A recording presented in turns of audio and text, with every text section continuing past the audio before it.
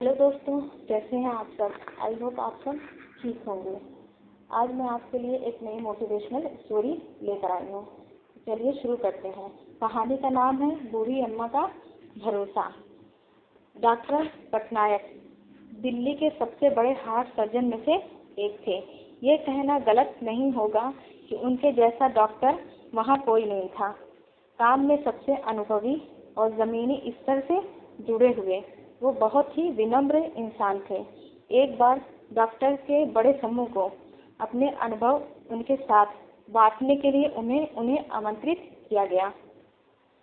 Doctor Patnaik 2 वर्षों से America में अपनी सेवाएं दे रहे थे और जब पता चला कि उन्हें दिल्ली जाकर डॉक्टर्स के एक बड़े ग्रुप को संबोधित करना है और इस ग्रुप को बताना है कि वो गांव-गांव तक अपनी सेवाएं कैसे पहुंचा सकते हैं, गांव के लोगों को हॉस्पिटल से कैसे जोड़ सकते हैं और गांव में हॉस्पिटल का निर्माण कर मुफ्त में अपनी सेवाएं जन जन तक कैसे पहुंचा सकते हैं। उन्हें जब इस बात का भी पता चला कि दिल्ली से कुछ दूर एक गांव में डॉक्टर्स की मीटिंग रखी गई है, तब वे बहुत खुश हुए, क्योंकि डॉक्टर पटनायक दिल्ली के अलावा कई गाँवों में अपनी मुफ्त सेवाएं दे चुके थे और उन्हें गाँव के लोग बहुत मानते थे। उन्होंने अपनी फ्लाइट टिकट बुक की, अपना सामान पैक किया और अगले ही दिन दिल्ली के लिए रवाना हो गए। देर शाम को उनकी फ्लाइट लैंड हुई। मौसम ने अपना रुख बदला हुआ था। आसमान से 1-2 बूंद टपकती पानी कब छोटे छोटे ओले में बदल गए पता नहीं चला। मौसम बहुत ज्यादा खराब था। दिल्ली से एक जूनियर डॉक्टर शर्मा और उनका ड्राइवर मोहन उन्हें लेने के लिए एयरपोर्ट पर उपस्थित थे। अगली सुबह एक छोटे से गांव में डॉक्टर पटनायक को संबोधित करना था, इसलिए उन्हें उसी रात ही उस गांव के लिए निकलना था। कुछ देर इंतजार करने के बाद भी मौसम की स्थिति वैसी ही थी। डॉक्टर शर्मा ने मोहन से पूछा, यदि आप गाड़ी चला सकें और रास्ते में किसी तरह की कोई सुविधा ना हो तो क्या हम इस मौसम में भी यहाँ से निकल सकते हैं? हाँ, मैं कोशिश करूँगा, लेकिन गांव जाने के लिए हमें कच्चे रास्तों पे होकर जाना पड़ेगा, इसलिए अभी हमें धीरे धीरे आगे बढ़ना चाहिए, मोहन ने कहा। मोहन ने गाड़ी निकाली और तीनों गांव की तरफ आगे बढ़ने लगे। रास्ता और मौसम दोनों बहुत खराब था, इसलिए वे धीरे धीरे आगे बढ़ रहे थे। कुछ दूरी तय करने के बाद जब एक गांव से गुजर रहे थे, तब मोहन को महसूस हुआ कि उसकी गाड़ी का एक टायर पंचर हो गया है। उसने गाड़ी रोकी और नीचे उतरकर बारिश में भीगते हुए उसने टायर को चेक किया। टायर पंचर था। उस गांव में बहुत अंधेरा था। मौसम खराब होने के कारण वहां बिजली नहीं थी, लेकिन मोहन ने देखा कि पास ही एक घर से रोशनी आ रही थी। मोहन ने डॉक्टर पटनायक और डॉक्टर शर्मा से कहा कि सर, गाड़ी का टायर पंचर है और टायर बदलने में समय लग सकता है, इसलिए गाड़ी से उतरकर हमें पास के घर में अभी कुछ समय रुकना होगा, क्योंकि ऐसे बारिश में टायर बदलना भी संभव नहीं होगा। दोनों डॉक्टर गाड़ी से नीचे उतरे और पास ही के घर की तरफ, जहाँ से रोशनी आ रही थी, आगे बढ़ने लगे। उन्होंने घर का दरवाजा खटखटाया, लेकिन अंदर से किसी भी तरह की कोई प्रतिक्रिया नहीं हुई। उन्होंने इस बार फिर दरवाजा खटखटाया और अब की बार दरवाजे पर एक बूढ़ी अम्मा थी, जो बहुत उम्र की लग रही थी।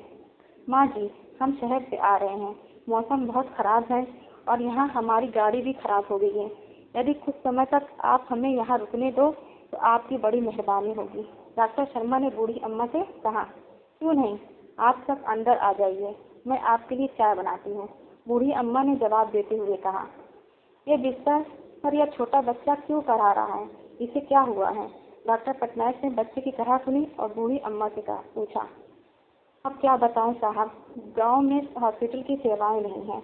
हर छोटी बड़ी बीमारी के लिए आप शहर जाना पड़ता है। यह मेरा इकलौता पोता है। शुरुआत में इसे खांसी थी, धीरे धीरे इसकी छाती में दर्द होने लगा और जब मैंने इसके इलाज की प्रतिक्रिया पता की तो मुझे पता चला कि मेरा पोता एक बहुत बड़ी बीमारी से जूझ रहा है, जिसके हाथ में बड़ी समस्या है। उस डॉक्टर ने बताया कि दिल्ली के एक मशहूर डॉक्टर, जो आजकल अमेरिका में रहते हैं और कभी कभी दिल्ली आते हैं, वही इसका इलाज कर सकते हैं। इलाज में तो बहुत खर्चा है, मेरे पास इतने पैसे नहीं कि मैं अपने पोते का इलाज करा सकूं।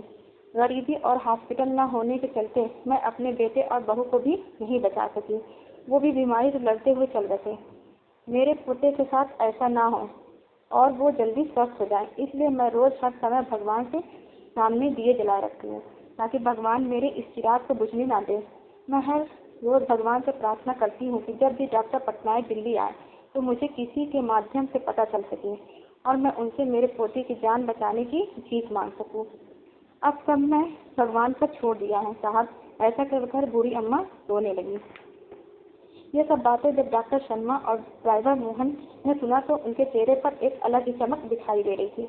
डॉक्टर शर्मा बूढ़ी अम्मा के पास गए और उन्होंने उनका हाथ पकड़ते हुए कहा, माँ जी, आप जिन डॉक्टर पटनायक की बात कर रही हैं वो आपके सामने ही खड़े हैं।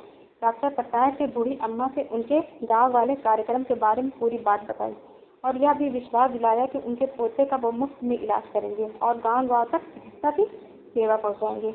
यह सुनने के बाद बूढ़ी अम्मा को विश्वास हो गया कि इस दुनिया में विश्वास कितना जरूरी है और उस भगवान पर कितना जरूरी है जो आपके दिल से निकली दुआओं और प्रार्थनाओं को कबूल करते हैं। अगली सुबह सभी डॉक्टर्स को डॉक्टर पटनायक ने संबोधित किया और उन्हें गांव-गांव में हॉस्पिटल और चिकित्सा से जोड़ने के लिए हर संभव प्रयास जो वो सब कर सकते हैं इसके लिए कहा। बूढ़ी अम्मा के पोते का इलाज हुआ और वो अब स्वस्थ है। गांव-गांव डॉक्टर पहुंचे और हॉस्पिटल खुलने लगे। तो दोस्तों, इस कहानी से हमें यह सीख मिलती है कि हमें ईश्वर पर भरोसा रखना चाहिए जो आपके साथ कभी गलत नहीं होने देंगे। वो किसी न किसी रूप में आकर आपका साथ देंगे और आपकी हिम्मत नहीं टूटने देंगे। तो दोस्तों, अगर आपको मेरी ये कहानी पसंद आई तो इसे लाइक करिए, शेयर करिए और मेरे चैनल को सब्सक्राइब करना ना भूलें। Thank you.